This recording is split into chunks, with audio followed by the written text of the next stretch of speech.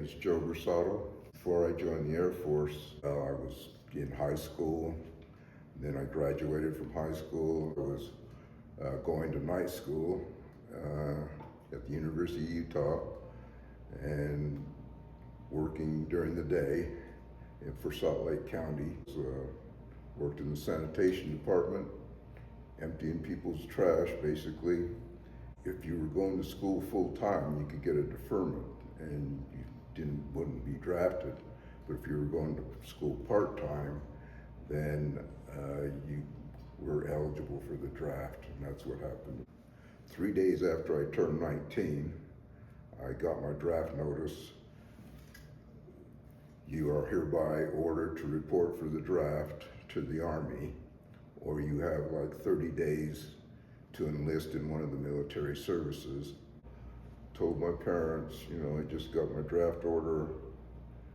My dad, talked me into going to the Air Force. My dad had been in World War II.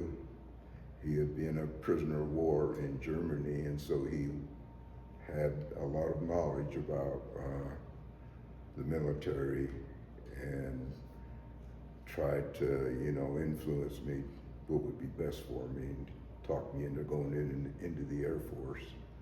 So I enlisted in the Air Force. That was 1966. By 1968, I was in Vietnam. I was in Vietnam January of 1968. Well, first day, you fly into Tan Son Nhut Air Base. I was in Saigon.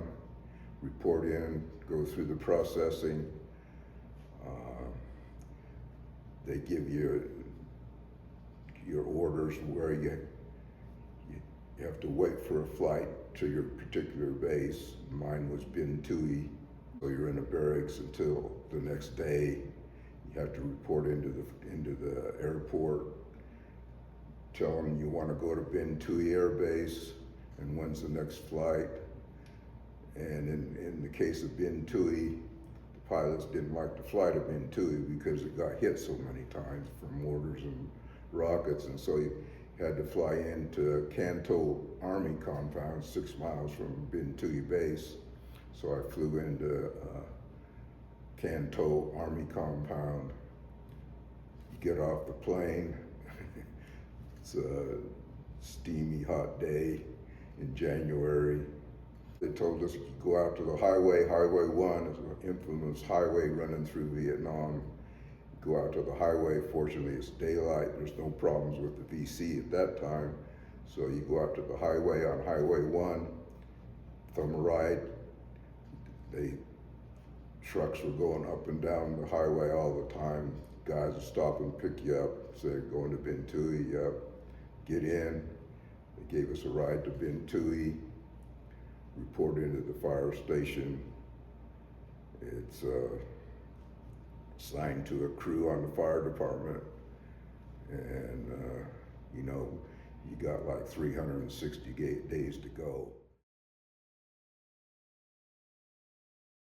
The most difficult process, most difficult thing to cope with was just the length of time we were there. Never knew just how long we were going to be able to last. When I got there on the 6th of January, by the 2nd of February, that's when the Tet Offensive started. We started getting hit all the time. Before when we first got to Vietnam, they didn't have any barracks for us. So we were living in it's called a hotel in downtown Can Tho, 6 miles from our base, and that's where I lived. It was a hotel but no plumbing. So actually it was so old that the French built it when they were in Vietnam before we got there. And so when I first got to Vietnam, we worked 24-hour shifts, and so when we'd have to report in for our shift, we'd have to walk out to the Highway 1 again and catch a ride to Binh Tui, and that's where our base was. But then when the Tet Offensive started, we started getting hit every night, and it was, you know, you just thought we were gonna get, you never knew what was gonna happen once we started to get hit. There was some kind of fire every shift, and it was Binh Thuy, should say that Binh Thuy was the only base in Vietnam built by and for the Vietnamese. The only base south of Saigon that had a paved runway. And so when Tet offensive started, we were basically a target. Should point out that Binh Thuy, Vietnam for military purposes was divided into 4 different areas: I Corps, 2 Corps, 3 Corps, and 4 Corps. I Corps, 2 Corps, and 3 Corps were responsibility of the American military to defeat and or contain the Viet Cong.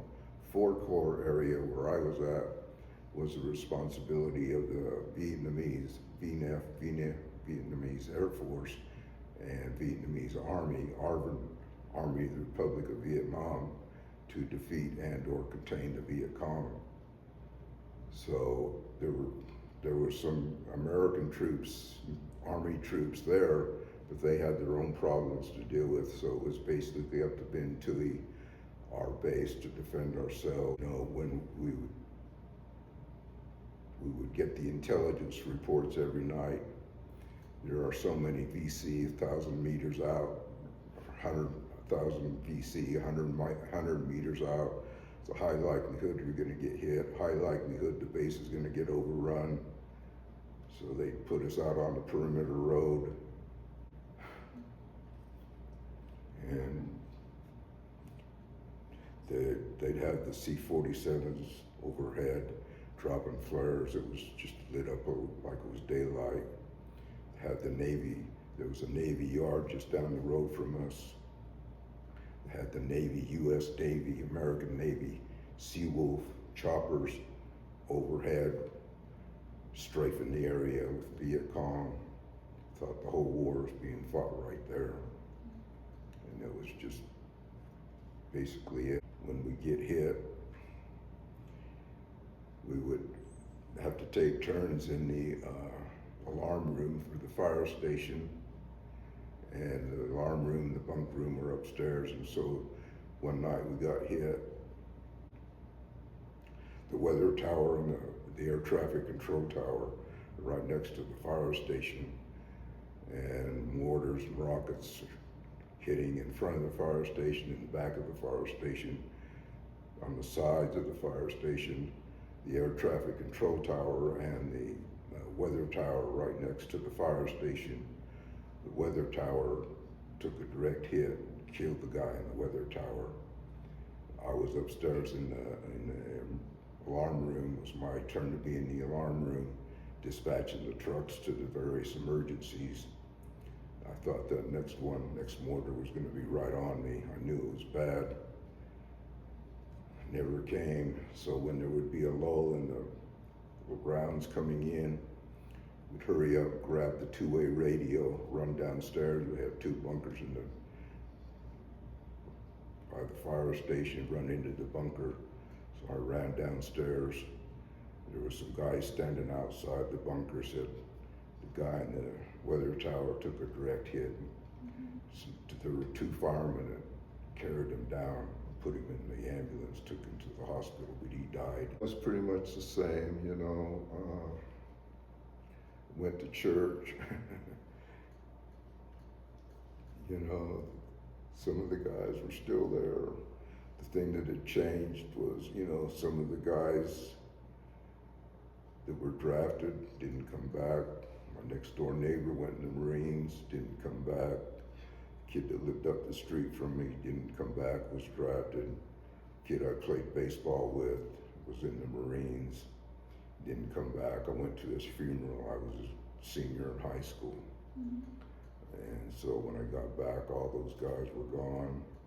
One guy that was drafted came back, killed himself when he got back. Another guy was in the Marines, came back, overdosed on drugs. So it was those kind of things. Everything had changed as far as that goes. You know, there's so much protest about the Vietnam War. And I eventually got into the University of Utah, and they were eventually went back to school. And they went to this one history class, and the professor wanted to know. They were having some protests on campus, and wanted to know if we should cancel class or go to the protest, or should we have class. None of the students, nobody said anything. They didn't really care. And I says, no, we should have class. I was the only one. I was in Vietnam, and I'm going to protest. Make sure you have some good coping skills. Make sure you have to decide what's important to you and how you're going to be able to deal with the stress, whether it's your faith in God or whatever it is. You have to decide what's important to you and how you're going to get through it. When I got that night, when I got hit, I didn't get hit when the guy in the weather tower got hit. I felt like that next one was going to be right on me. I begged God to let me live, and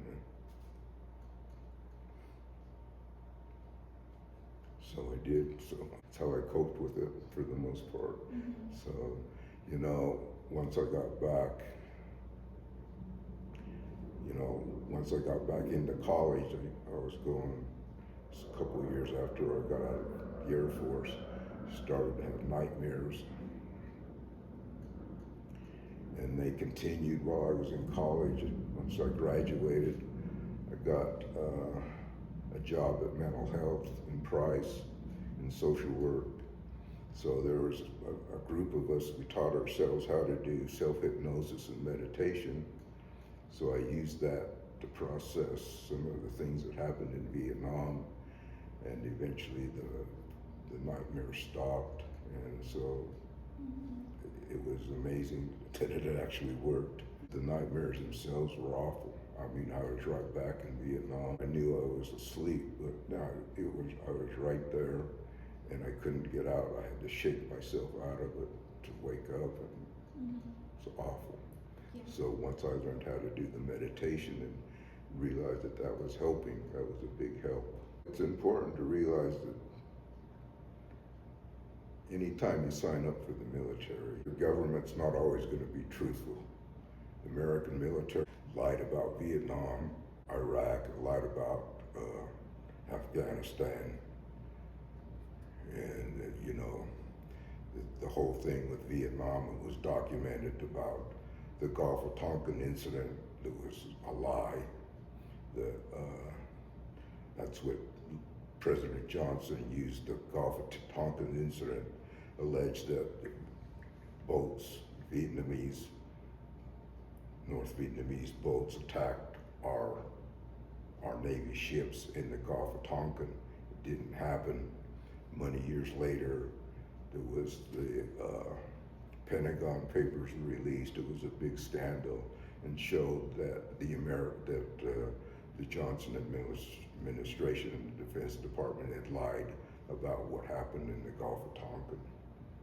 So I think to have to accept that sometimes your American government is going to use you in some ways that they shouldn't.